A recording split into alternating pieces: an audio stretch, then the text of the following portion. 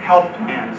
I work with a health plan, and there are health plans out there that are doing some things. I'm not with Kaiser Permanente, but Kaiser Permanente is written up, and actually the American Journal of Public Health, this month's issue has a whole section devoted to some things going on in California at the local level, at the policy level, that's really, really quite interesting. And then I got 3 copies of this, and I'm going to start, you just grab them and start looking at them. Don't hold on to them, because whoever has them when I'm done gets to keep them. And if I see it whole sitting there somewhere for 30 seconds or longer, it will explode, so don't do that. Here's a study that was done. Here's one of the papers, Community Health Initiative that Kaiser Permanente is doing.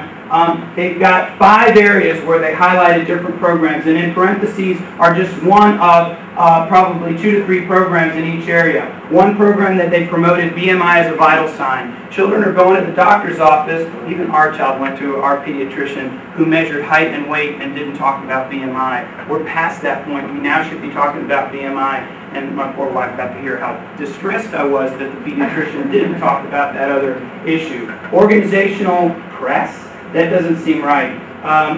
So I don't know what I did. I did this slide last night, and who knows. But organizational policy, I think it was, implementing standard-based physical activity curriculum in elementary schools. Make sure that there are rules, and then that they are being followed is one of the things that they worked on. Environmental change, increasing purchase and distribution points for fresh fruits and vegetables in communities. Really, really important, gets back to the point I made earlier. Public policy, urban planning via city general plans, again gets to the built environment, and community capacity building. Not only doing those things, but teaching folks how to advocate for themselves. Because one of the issues out there is people don't know what to do. They feel like they are victims and that they have no control over their lives. And part of teaching people where they might have some control and can influence change is really important.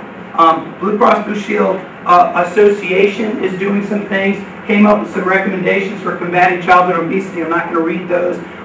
These are 2 programs. They're coordinated school health programs. I'm not going to talk about those. They're evidence-based. You can find them in the literature. They work. They're reversing and or holding the line on childhood obesity. Marathon Kids is a program that we do. I'm being told to stop. Toolkit for pediatrics. And this is the slide I'm just going to leave up while we talk, because there are some lessons that we can learn from what happened in the tobacco control world that we can apply to what we're trying to do in reversing childhood obesity. So I left 9 minutes. You told me 15, but I'll talk really fast when you guys ask me questions. And thank you very much for having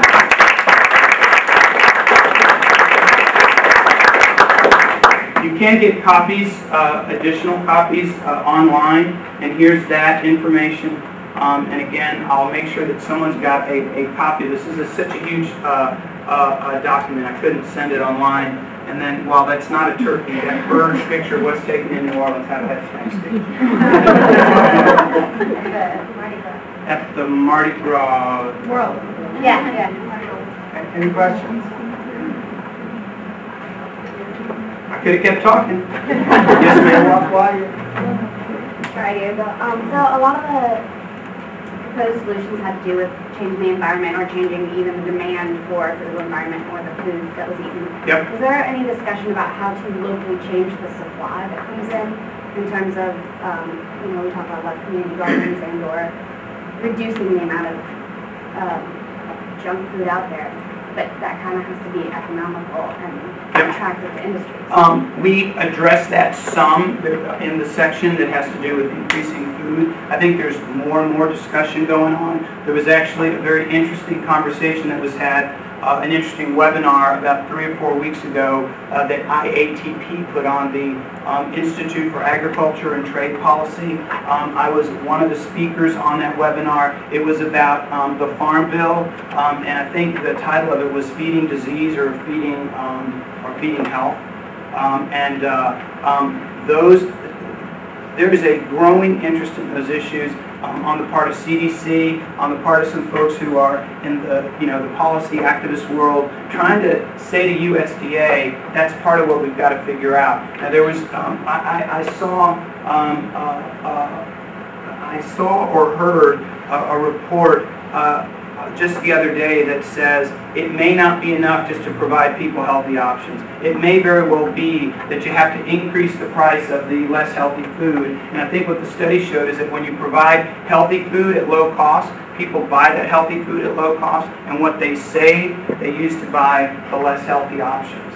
So it's challenging, but we also know, and I think Mary Story would say, that's a person who served on our committee as well. Mary Story would say, at least if you get filled up with those nutrient-dense, low-calorie foods, there's less room, literally, for some of this other stuff, although some might argue maybe there isn't always less room. We seem to find a way to make room, right? Questions? I'll ask something while people are thinking questions. You had a chance to take this show on the road, if I'm not mistaken. Yep. I wonder if you could talk a little bit about your experience with going to different places. What kind of reaction are you getting from?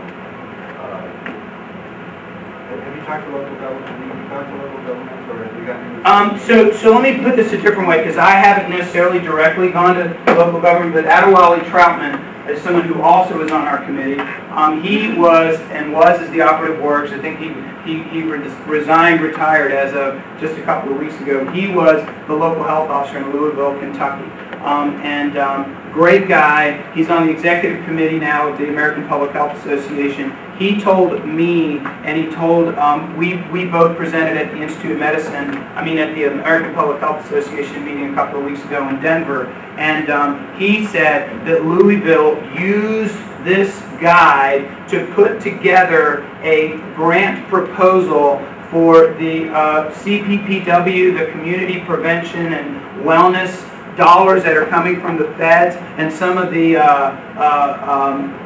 ERA dollars, and thinking about it for some of the other community health grants, and that there's a number of other communities that have used this document to just sort of think about how to formulate a proposal for grant monies that were successfully funded. So not meant to be necessarily a commercial, and perhaps through anyone that you would like. There are two other reports that came out at around the same time. CDC put out a report, and there's an organization, a Robert Wood Johnson Foundation organization. There's so many I can't always remember the name. But it was about community partnerships that have very similar sets of recommendations as ours. I think ours is the most readable in terms of the font, in terms of just sort of the simplicity of the read.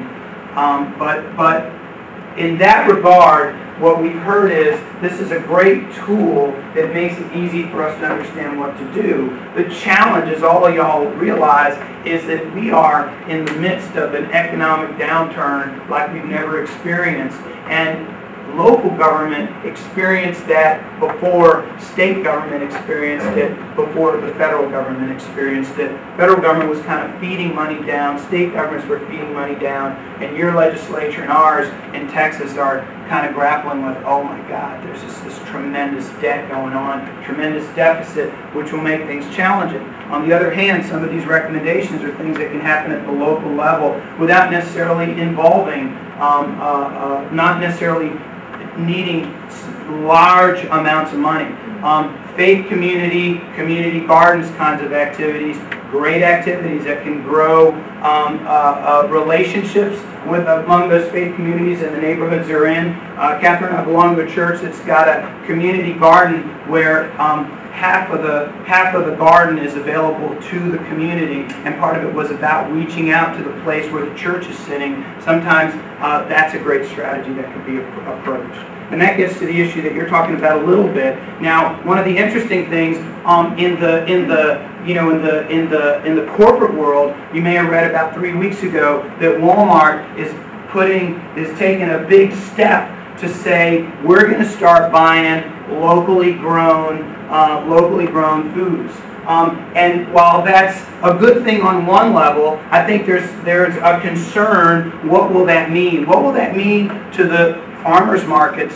What will that mean to other kinds of activities? On the other hand, a community garden could become an operation that helps provide food through that network. So I think that's sort of let's wait and see. And In Canada, they've apparently made a much bigger commitment in terms of a percentage of their buy that's going to be local than in the United States. So I think on multiple levels, there's a look at what should happen with regards to the food supply, and then I think that anecdotally, I've heard this report has been received very well. I've offered the report at health plans, and health plans have been interested in what's happening locally, and I think it can be put to use by health plans as here's some things that can be done locally, and perhaps we can partner together. You know, an additional comment on the Walmart. Walgreens, and Adrian Rathwick just sent me an article about this. Walgreens is now getting into the possibility of having more self-service fruit and vegetables. And they have a set of 100. Because Walgreens is everywhere, the whole food desert problem might actually be resolved or not resolved, but addressed if they could be carrying more food, or places like that can carry more food. So they have a pilot of 100 stores where they can actually figure that out. And then, even right now as we speak, the Food, Nutrition, and WIC Reauthorization Act, which is the piece of legislation that would kind of update and upgrade what is the program that is largely the way that WIC and the free and reduced lunch and breakfast programs are funded, is languishing on the House side. It was passed out of the Senate. It actually passed out of committee on the House side. And right now, during this lame duck session where it's just not clear what the strategies are, should the Democrats boldly say, screw it, we're out, let's just ramrod as much stuff as we can? Or is it, oh, you know, we need to be careful about what we do? Not clear, but there is an effort to get that piece of legislation that is basically just passed voting on the Senate bill so that it becomes the law of the land. It is a bill that will put a little bit more money into providing healthy food options for kids. And what we do know is when kids are afforded those options, they do eventually start, and I'm waiting on that eventually part in our own house, but eventually start eating those foods. And one thing that I like to say, because people will say, oh, you know, no one could ever like to eat X. I think, and y'all may be a little young, but we'll just do coffee. Think about the very first time you ever drank coffee. Was the thought in your mind, this is the most delicious thing I've ever had, and I'm going to drink it for the rest of my life? I kind of doubt it. And for older crowds, the same goes for alcohol. I defy anyone to find me somebody who had their first alcohol and thought, ooh, this is just so delicious. And yet, we all learned to appreciate the tastes of coffee and different kinds of coffee and the other as well. So I think with that, I'll stop. Thank you so very much, and have a happy Thanksgiving.